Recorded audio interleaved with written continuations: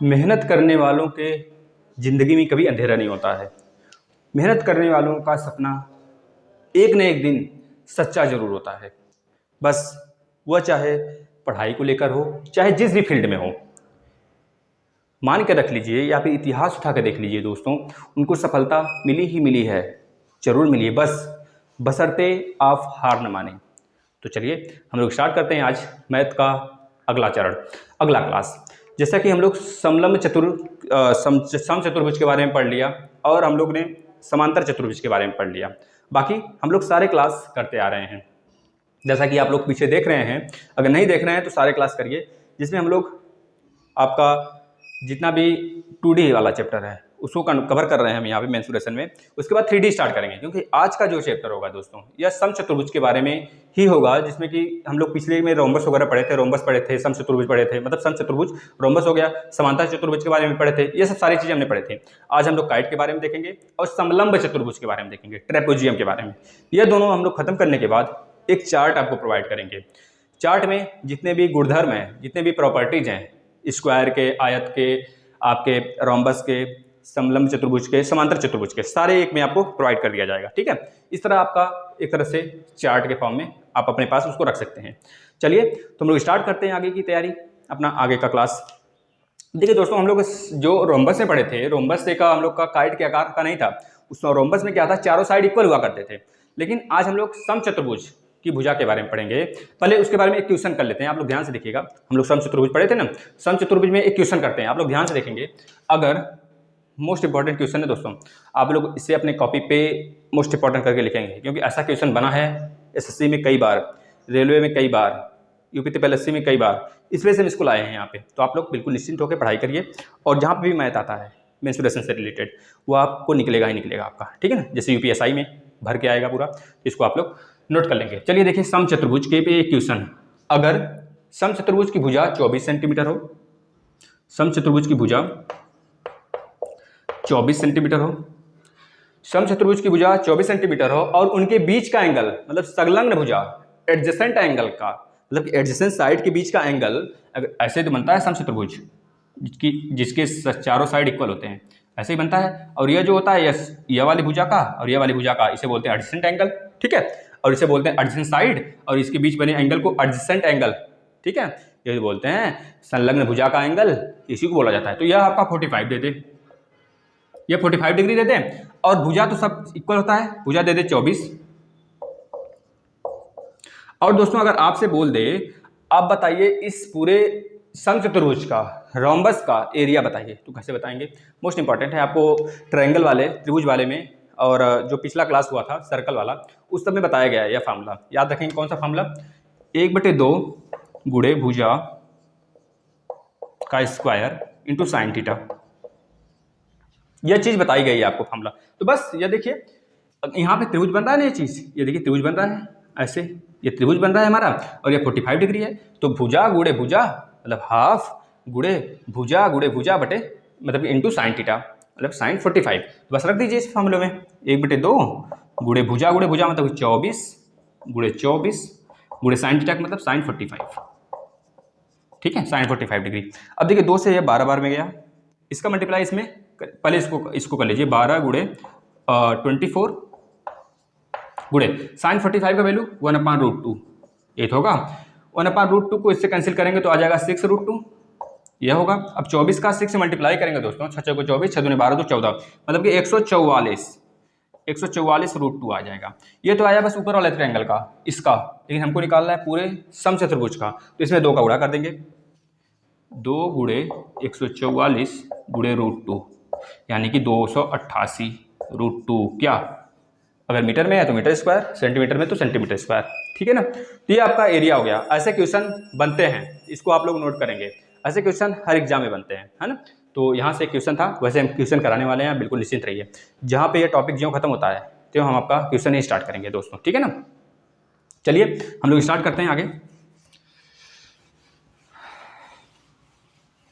आप लोग बस देखते चलेंगे इस चीज़ को। आज हम स्टार्ट करें समलंब चतुर्भुज। पहले ट्रेपेजियम क्या होता है? समलंब चतुर्भुज, समलंब चतुर्भुज, समलंब चतुर्भुज। अब इसमें देखेंगे समलंब चतुर्भुज पहले कैसे बनता है, बिल्कुल बेसिक से दोस्तों, बेसिक से। जिसको आ रहा है वो भी देखे, जिसको नहीं आ रहा है वो तो देखें ही। यहाँ से बहुत सारी चीज़ें आप सीख कर ही जाएंगे, ठीक है ना। देखिए ये समलंब चतुर्भुज होता है। समलंब चतुर्भुज में सबसे बड़ी खासियत ये होती है उसका एक साइड पैरेलल होता है और एक साइड जो होता है पैरेलल नहीं होता है। यह याद रखेंगे, ये खासियत होता है समलंब चतुर्भुज के पहचानने का तरीका यही होता है। उसका आमने एक साइड जो होता है, कोई भी एक साइड पैरेलल होगा और जो दूसरी तीसरी है यह वाली साइडें हैं वह एक पैरेलल साइड, एक आमने सामने की साइडें अनपैरेलल होंगी। मतलब अगर हम इसको नाम दे दें ए बी सी डी, तो यहाँ पे A B parallel to C D होगा, लेकिन यहाँ पे ए सी नॉट पैरेलल होगा किसके, पी डी के, तो बी डी बता देंगे। इस तरह के सिचुएशन में बन जाता है आपका ट्रेपेजियम, मतलब कि समलंब चतुर्भुज। अब ध्यान से देखेंगे जो आपका असमांतर भुजाएं हैं, अगर उसके बीचों बीच हम लोग एक मध्य बिंदु पर, मध्य बिंदु को मिलाने वाली एक लाइन खींच दें उसके, मतलब कि यहाँ से मान लीजिए मध्य बिंदु है इसका, यहाँ से एक लाइन खींच देते हैं इसके मध्य बिंदु तक, तो इसको नाम दे देते हैं हम लोग, इसको नाम दे देते हैं मान लीजिए ई और एफ नाम दे देते हैं, ई और एफ, ई और एफ नाम दे दिए। तो दोस्तों याद रखेंगे जो हमारा मध्य बिंदु है ट्रेपेजियम का, समलंब चतुर्भुज का, वह मीडियन होगा इस पूरे त्रिभुज का, इस पूरे त्रिभुज का मीडियन होगा, सॉरी इस पूरे चतुर्भुज का, क्योंकि चतुर्भुज ही है समलंब चतुर्भुज, तो इस पूरे चतुर्भुज का मीडियन होगा ई और एफ। यानी कि जब मीडियन होगा तो ई एफ इक्वल टू क्या हो सकता है बताइए, E F equal to A B plus D C बटे 2। इसको आप लोग याद रखेंगे जब भी ऐसा क्वेश्चन आता है कि ई एफ हमारे समलंब चतुर्भुज का मीडियन है, तो आप ई एफ का वैल्यू बताइए। अगर आपको इसकी वैल्यू दिया है 5, इसकी वैल्यू दिया है मान लीजिए 11, तो इन दोनों को ऐड करिए, 11 5 16 बटे 2 कर देंगे, आ जाएगा 8। तो इसका आंसर कितना हो जाएगा, 8 हो जाएगा। इस तरह के क्वेश्चन बनते हैं, आप लोग मानिए इस तरह के क्वेश्चन हमेशा बनते हैं, तो आप लोग इसको याद रखेंगे। इसके बाद हम लोग आ जाते हैं एरिया कैसे निकलता है इसका, समझते चलेंगे दोस्तों, ठीक है ना, बहुत बजाने वाला है, आप लोग समझते चलें। अब देखिए एरिया कैसे निकलता है समलंब चतुर्भुज का। दो पैरेलल साइड होते हैं, ये आपको पता हो गया, दो अनपैरेलल साइड होते हैं, ये पता हो गया। अगर पैरेलल साइड पर ही एक हम लोग लंब खींच दें इस तरह का, तो जो यह लंब होगा दोस्तों वो हाइट होगा हमारे समलंब चतुर्भुज का, ठीक है। अगर हम इसको मान लेते हैं ए है और इसको मान लेते हैं बी है, पूरा बड़ा वाला साइड, ठीक है ना। अभी बताते हैं क्वेश्चन कैसे बनता है, ध्यान से देखेंगे। तो अगर इसका एरिया पूछा जाता है तो आप बता देंगे area of trapezium parallel side का प्लस बटे 2 गुणे एच, पैरेलल साइड का प्लस बटे 2, पैरेलल साइड का प्लस बटे 2 गुणे एच, मतलब हाइट से मल्टीप्लाई कर देंगे, ये ट्रेपेजियम आ जाता है। अब देखेंगे इसमें किस टाइप का क्वेश्चन बनता है, ध्यान से देखेंगे। ये तो हमको पता है कि एरिया हो गया हमारा ए प्लस बी बटे 2 इंटू एच, ये तो हमारा पता हो गया, ये एरिया है, ये तो कन्फर्म है, ये हमारा एरिया है। अब आप देखेंगे आपको मान लीजिए ये दे दिया 24 और ये दे दिया 36, ठीक है, और एक ट्रेपेजियम दे दिया दोस्तों। अगर आपसे पूछ दिया ट्रेपेजियम का एरिया बताइए, तो आप क्या करेंगे, दोनों तरफ पैरेलल एक लाइन, मतलब कि परपेंडिकुलर लाइन खींच देंगे, बड़े वाले पैरेलल पे, छोटे वाले पैरेलल से बड़े वाले पर खींच देंगे, ठीक है। हाइट की तरह इसको हाइट, यह भी जो होगा वही चीज़ यह भी होगा, इसको याद रखेंगे। यह भी हमारा हाइट हो गया, है ना, यह हाइट हो गया। तो जब यह 24 है दोस्तों तो यह वाला भी 24 होगा। जब यह 24 हुआ तो 36 में से माइनस करेंगे, 36 माइनस 24 करेंगे तो 12 आ जाएगा। 12 मतलब कि 6 यह हुआ और 6 यह हुआ, ठीक है ना। अब देखेंगे ध्यान से, आपको कभी काल के क्या करेगा, यह साइड दे देगा, यह वाली साइड और हाइट दे देगा, समझ रहे हैं, यह वाली साइड दे देगा और हाइट दे देगा और यह दे देगा।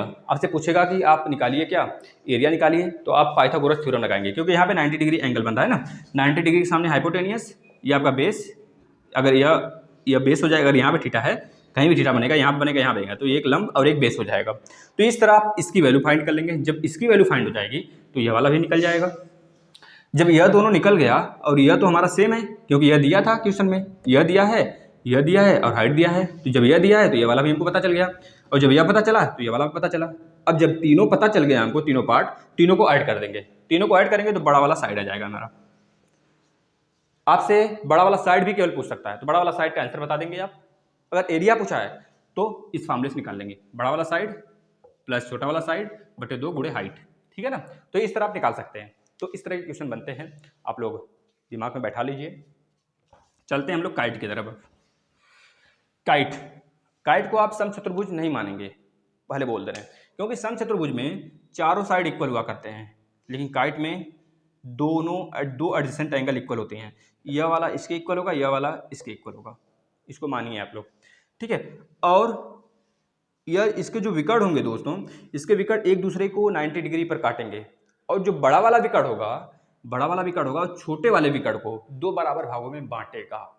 इसको आप लोग नोट करेंगे। फिर से सुनिए, जो आपका काइट है, काइट में दो भुजा मतलब कि एडजेसेंट भुजा बराबर होंगे, एडजेसेंट भुजा मतलब कि यह वाला ऐसे, यह बराबर होंगे दोनों, और इस तरह यह वाला भी दोनों बराबर होंगे। अगर हम इसको ए बी सी डी मान लेते हैं तो आप लिख सकते हैं ए बी बराबर ए डी, और यहाँ पर लिख सकते हैं बी सी बराबर डी सी। अब यह कभी नहीं लिखेंगे ए बी बराबर बी सी, गलत हो जाएगा। तो यहाँ पे ए बी बराबर ए डी, बी सी बराबर सी डी, यह हो गया आपका पैरेलल साइड, मतलब कि दोनों बराबर होंगे आपस में, दोनों पैरेलल नहीं है, बराबर होंगे दोनों आपस में। और इसमें एक भी साइड पैरेलल नहीं होती है, याद रखेंगे। जैसे आपका रोम्बस में हुआ करता था, रोम्बस में एक भी साइड पैरेलल नहीं था, इसमें भी एक साइड पैरेलल है, एक भी मतलब कि पैरेलल साइड पैरेलल नहीं होगा, आमने सामने की भुजा, इसको याद रखेंगे, ठीक है। तो यहाँ पे एडजेसेंट साइड हो गया। अब एक चीज और ध्यान रखेंगे कि यह जो हमारा डायगोनल है दोस्तों, ये छोटे वाले डायगोनल को, बड़ा वाला डायगोनल जो है छोटे वाले डायगोनल को दो बराबर भागों में विभाजित करेगा। अगर इसको ओ मान लें हम लोग, तो हम लोग लिख सकते हैं जो हमारा बी डी ओ बी है बराबर ओ डी होगा, मतलब कि यह वाला भुजा बराबर यह वाली भुजा, ठीक है, याद रखेंगे। इसके बाद यह 90 डिग्री एंगल बनाता है, आप लोग याद रखेंगे, यह 90 डिग्री एंगल बनाता है, जहाँ पे दोनों काटते हैं 90 डिग्री एंगल बनाते हैं। इतनी सारी चीज़ें रही काइट के बारे में, अगर आप लोग जान गए। अब इसका एरिया देखिए, जैसे हम लोग एरिया निकालते थे उसमें रोम्बस वाले में d1 into D two by two, बस सिंपल इसमें भी वही काम करेंगे, d1 into D two by two, इसका भी एरिया इसी तरह निकलेगा। तो आप इतनी सारी चीज़ें जान गए हों, तो हम लोग चलते हैं एक चार्ट प्रिपेयर करते हैं, जिसमें सारे गुणधर्म जितने हम लोग पढ़े, जितने भी हम लोग समलंब चतुर्भुज पढ़े, हम लोग स्क्वायर पढ़े, रेक्टेंगल पढ़े, जितने भी समांतर चतुर्भुज हम लोग पढ़े, समचतुर्भुज, ठीक है, जितने भी पढ़े समचतुर्भुज, समांतर चतुर्भुज, सब कुछ जितने भी हम लोग पढ़े, सबको एक चार्ट में प्रिपेयर करते हैं। ध्यान से आप लोग देखेंगे उसको ना। चलिए देखते हैं। अब देखिए, हम लोग पहले स्क्वायर लिखते हैं, स्क्वायर को एस से दिखाते हैं दोस्तों, यानी कि वर्ग हो गया। यहाँ पे हम एस से दिखाते हैं, थोड़ा लेंदी न जाए। और रेक्टेंगल को आर से दिखा देते हैं, रेक्टेंगल मतलब आयत, ठीक है। इसके बाद आपका आ जाता है रोम्बस को आर एस से दिखा देते हैं, मतलब कि समचतुर्भुज, आर एस से मतलब कि समचतुर्भुज, समचतुर्भुज, याद रखेंगे, पूरा नहीं लिख रहे हैं, नहीं तो लेंदी चला जाएगा ना, अब बाहर चला जाएगा। इसके बाद रोम्बस के बाद आपका आ जाता है समलंब चतुर्भुज, मतलब ट्रेपेजियम, जिसको टी से दिखा देते हैं, टी मतलब कि समलंब, ठीक है, याद रखेंगे। इसके बाद आ जाता है दोस्तों आपका पैरेललोग्राम, यानी कि समांतर चतुर्भुज, ठीक है। यहाँ पे इसको हम लोग ऐसे खाना बना लेते हैं, आप लोग नोट करते हुए चलेंगे दोस्तों, ठीक है ना। अब यहाँ पे हम लोग लिखते हैं गुणधर्म मतलब प्रॉपर्टीज, गुणधर्म मतलब कि प्रॉपर्टीज, ठीक, प्रॉपर्टीज सुन भी लेंगे तब भी काम हो जाएगा। अब देखिए, पहला गुणधर्म की बात करें तो पहला गुणधर्म आप लोग ध्यान से देखिएगा, opposite angles are equal. Opposite आप लोग लिखते चलेंगे, अपोजिट एंगल आर इक्वल, मतलब कि जो अपोजिट वाला एंगल है, अपोजिट मतलब कि विपरीत साइड, विपरीत एंगल है, वो इक्वल होता है। किसमें किसमें होता है? वर्ग में होता है, जी होता है, आप लोग देखे होंगे। क्या रेक्टेंगल में होता है? जी होता है, इसमें भी। रोम्बस में होता है? जी इसमें भी होता है। लेकिन ट्रेपोजियम में नहीं होता है, अभी हम लोग पढ़े हैं, ट्रेपोजियम में अपोजिट एंगल इक्वल नहीं होता है, इसको याद रखेंगे। समांतर चतुर्भुज में भी होगा, जब हमारा आयत में होगा तो समांतर चतुर्भुज भी होगा, इसको याद रखेंगे, क्योंकि समांतर चतुर्भुज का ही एक आयत का ही फॉर्म समांतर चतुर्भुज होता है, इसको याद रखेंगे। इसके बाद दूसरा गुणधर्म की बात करें तो बताएंगे अपोजिट्स साइड्स पैरेलल। क्या अपोजिट साइड्स किसमें किसमें पैरेलल होते हैं? ध्यान से देखेंगे। दूसरा, अपोजिट्स साइड पैरेलल, बताइए किससे पैरेलल होता है? वर्ग में होता है, जी होता है इसमें भी। आयत में होता है, इसमें भी होता है जी, और इसमें भी होता है। क्या समलंब चतुर्भुज में होता है? तो बोलेंगे नहीं होता है अपोजिट साइड, केवल एक ही तो होता है, एक ही वाला पैरेलल होता है, दूसरा कहाँ होता है, नहीं होता है। इसका मतलब समांतर चतुर्भुज में भी होता है, याद रखेंगे, इसमें नहीं होता है बस, और सब में होता है। इसके बाद नेक्स्ट गुणधर्म की बात करें तो आप बताएंगे जिसमें सभी भुजाएं समान हो, सभी भुजाएं समान हो। अब सभी भुजाएं किसमें किसमें समान होंगी, देखिए तीसरा, all sides are equal, all sides are equal, all sides are equal किसमें किसमें होता है, जी वर्ग में होता है। आयत में होता है क्या, आयत में कहाँ होता है, बस पैरेलल साइड इक्वल होते हैं, इसमें नहीं होता है। रोम्बस में जी होता है, रोम्बस में भी होता है, इसमें भी नहीं होता है। जो चीज आयत में नहीं हुआ तो समांतर चतुर्भुज में कहाँ से हो जाएगा, नहीं होगा। ठीक है, नेक्स्ट गुणधर्म की बात करें तो बताइए विपरीत भुजाएं समान। विपरीत भुजाएं समान किसमें होती हैं, विपरीत भुजाएं मतलब कि आप समझ रहे होंगे, विपरीत भुजा समान किसमें होता है बताइए, वर्ग में होता है क्या विपरीत भुजा समान, वर्ग में होता है जी, हाँ होता है। आयत में विपरीत भुजा समान होता है, हाँ होता तो है। जब हम लोग आयत बनाते हैं ऐसे तो विपरीत भुजा समान हुआ ना, तो इसमें भी हो जाएगा। समचतुर्भुज में होता है जी, इसमें भी होता है, विपरीत भुजा समान होता है। समलंब चतुर्भुज होता है क्या, नहीं होता है, काट दीजिए। इसमें होता है क्या, जी होता है, ठीक है ना, इसमें होता है, याद रखेंगे। समांतर चतुर्भुज में होता है, जब आयत में हो गया समांतर चतुर्भुज में हो गया।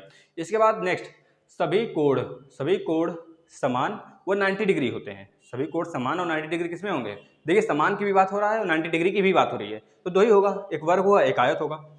सभी कोण, पांचवा गुणधर्म लिखेंगे, सभी कोण समान व 90 डिग्री किसमें होते हैं, तो बता देंगे एक वर्ग में होता है, एक आयत में होता है, लेकिन समलंब चतुर्भुज में भी नहीं होता है, समतल में भी, आपके समलंब में भी नहीं होता है, और समांतर चतुर्भुज में भी नहीं होता है। एक लास्ट गुणधर्म के बारे में बात कर लेते हैं, diagonals are intersect and bisect to each other at 90 degree. मतलब जो डायगोनल होते हैं वह एक दूसरे को काटते हैं किस पे, 90 डिग्री पर, 90 डिग्री एंगल पर, मतलब कि किस साइड्स के, किस शेप को डायगोनल जो होते हैं 90 डिग्री पर कट करते हैं, तो बता देंगे, यहाँ पे लिख दीजिए छठवां गुणधर्म, बाइसेक्ट डायगोनल,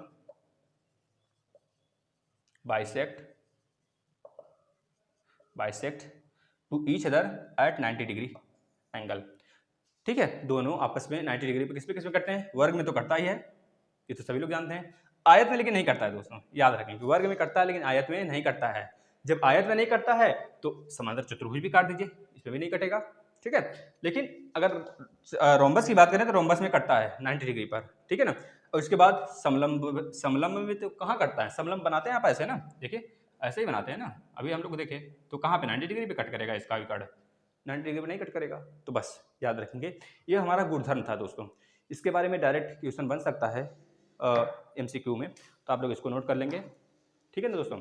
और बाकी के सारे क्लास स्टार्ट हैं चैनल पे, आप लोग आइए, मैथ का तो देख ही रहे हैं, रीजनिंग का स्टार्ट है मैम द्वारा, ठीक है, आपकी मैम पढ़ा रही हैं। इसके बाद हिस्ट्री का धमाकेदार सेशन स्टार्ट है, पॉलिटी स्टार्ट है, जियोग्राफी स्टार्ट है दोस्तों, हिंदी भी स्टार्ट होने वाला है बहुत जल्द, आप लोग बिल्कुल निश्चिंत रहिए, हिंदी भी स्टार्ट होगा। बस आप लोग ज़्यादा से ज़्यादा वीडियो को शेयर करें, और बाकी करंट के हर एक टॉपिक चैनल पे पढ़े हुए हैं, आप लोग आएँ, सारे टॉपिक देखिए, जितने भी NTPC में पूछे जाएंगे आपको लगता है कि यह हम नहीं पढ़े हैं, या फिर हमारा एक दिन में तैयारी हो जाए करंट अफेयर का, ऐसा कोई हमको बता दे जादू, तो बस समझ लीजिए जादू ही है। आप आइए चैनल पे, हर एक टॉपिक पाएंगे, चाहे वह युद्ध अभ्यास हो, चाहे वह इंडेक्स रैंकिंग हो, चाहे वह GI टैग हो, चाहे वह राम जन्मभूमि विवाद हो, ठीक है, चाहे वह सेनाओं के अध्यक्ष के रूप में हो, मतलब कोई भी हो, आप आइए पढ़िए, सब कुछ मिलेगा आपको। चाहे वह आपका जितने भी कोरोना वायरस से रिलेटेड लगभग 60 से 70 एप्लीकेशन बिल्कुल दिया गया है, वहाँ से बाहर तो नहीं आने वाला है दोस्तों।